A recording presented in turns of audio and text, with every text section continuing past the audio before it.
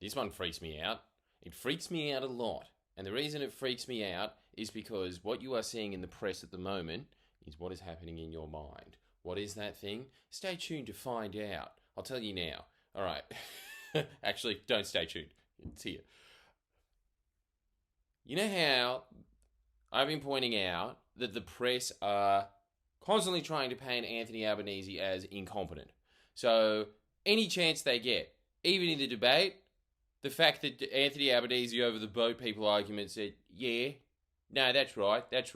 Albo fumbles. When doesn't he fumble the ball? Would you trust him as the full forward? Full forward, I assume, is one of the most important roles in AFL. Seeing as I don't watch it at all, and every time I look at it, I think, are they playing... are they pretending to be ballet dancers? Well, that's what I think Melbourne take it. Yeah. So offended already. Sucked in. No, just suck it up, Melbourne. And Adelaide. And most of the rest of Australia except New South Wales and Queensland. Why they are doing that is because they started the narrative a year before that Anthony Albanese is an experience. Now, I think that we already know these points, but let's go through them one more time. I don't think doing something for 25 years qualifies as being unqualified. I think there must be some other angle that they... Okay, obviously they tried to go with each way Albo and no one really gave a shit. I think all they could go with is, he's unqualified. Just don't look into his career at all. Okay. It's pathetic. That's all they have. And so they are always trying to frame everything in that light. That light that he's unqualified. And obviously the reason that they are doing that is because when people go to polling booth day, they're going to think, do I really want someone with a lack of experience running the country? Especially when China's about to invade. Obviously, that's why we needed to buy $100 billion subs, because China's about to invade. And I don't want someone who's inexperienced at the reins. Maybe 25 years isn't enough experience. Maybe I'll vote for the guy who has 10 years experience. Maybe I'll vote for him. But it's all about framing.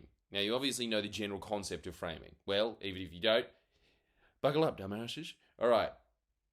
What is happening? Let's give you a really good example of this. You know when, and you will probably experience this in your own life, you've probably had an ex where this is the reason they're ex, something they did pissed you off, and it broke the spell that your chemicals put you in when you first start dating of, oh, she's that princess that I have in my head of exactly the woman that I want to date. And then all of a sudden, something that just irks you from some childhood past, let's say trauma, I don't know, them licking their fingers, that one always. As soon as someone does that, I hate them. Instantly. I can't stop. Just the fact that my dad used to do this. I can't. I just can't. Well, seriously though, I just can't. Okay? I don't, honey, don't trigger me. They do something like that, and then your brain switches, and then goes, oh, actually, they're not that ideal princess. And then what happens is very quickly it starts unraveling, and then it goes, actually, she's always late. I hate how she takes 20 minutes to decide something on the menu. It's just like, pick one, fuck, right? And it just keeps snowballing until you have a completely different image of that person in your head. And eventually that he meets at a collision point, and then usually that's when everyone just breaks up and goes their own ways. Now, there's one way of looking at this that's actually quite optimistic in that at least it is breaking the spell of, she's perfect, she's the Barbie princess, right? There's that. But I suppose the other one is that also, when you are doing that, you are also creating a very unfair image of the other person in your mind. Very unfair. Everyone does it all the time. The thing is, that what really scares me is that everyone you ever meet, you looking at me right now, every single one of you would have a different impression of who I am. This is why I'm always getting on Twitter people that are always saying he's arrogant, or they're saying he's extremely self-deprecating, or they'll be saying he's up his own ass, or they'll be saying I hate how he clearly is very insecure. Like, it's just like, you know, it's just whatever the fuck people look at, that's what they say. in their mind. So it's just like they kind of have that filter in their mind, and then that's the way that they're going to see reality. What the press does is sets that filter on everything that Anthony Albanese does now. So every time Anthony Albanese stutters, every time Anthony Albanese says something and sounds even the slightest bit unsure, it just reinforces the notion that he's not ready for the job yet. If you just keep enforcing that narrative, everything becomes evidence for that. This is what I want to get to when it comes to you, though. You have those principles in your own mind. You have your own concepts of yourself, and let's be real about this, none of them are real unless you give them power. It's the skeleton key. It's the story of the skeleton key. Voodoo magic is only real if you believe in it. And I do believe in it, so don't put pins in a picture of me on a doll, okay? Just don't do that. It'd be very, very... Oh, what if you did it? No, this is pre-recorded. JJ's. But yeah, look, that's what I want to do with you, right? I want you to figure out 10 things that you think about yourself. 10 things, because we want to go slightly deep on this one. Sometimes I ask you to do 5 things, but I want to see where this goes. I want you to write down 10 of the things that you immediately think about yourself. Do you think that you're confident? Do you think that you're arrogant? Do you think that you are a jovial human being? I want you to see what those are. And this is the really important point, right? It doesn't matter because everybody else in the world is probably going to... There is a point where your reality becomes so certain that it kind of impinges onto other people's realities. That definitely happens. But these 10, probably not going to happen.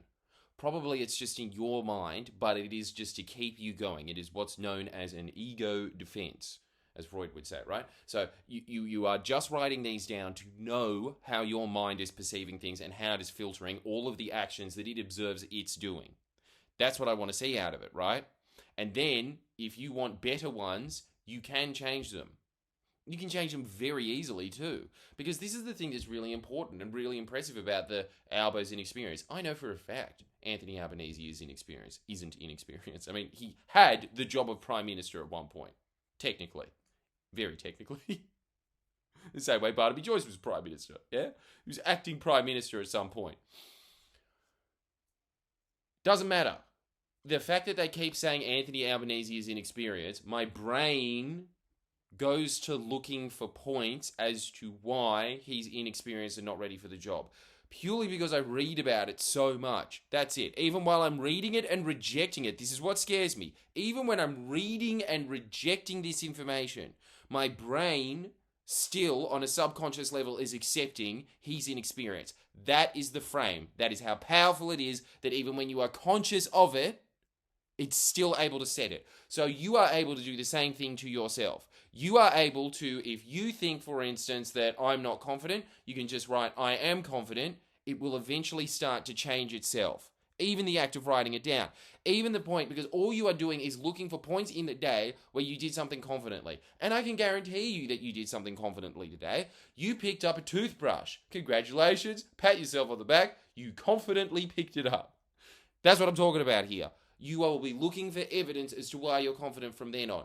It is a very trippy experience. I highly recommend you do it, almost as much as I highly recommend that you sign up to Jordan Shanks. The reason that you should sign up to Jordan Shanks is that you will be getting these messages reinforced into your head, which will make you a winner in no time. And that is actually true. This channel has factually made millionaires. Factually made millionaires just from the information that is behind a paywall at a low, low price of less than a coffee. Really got to think of something else. I'm so sick to death of saying less than a coffee, but it's true. I hope that you sign up. Hope that I see you there. Links below.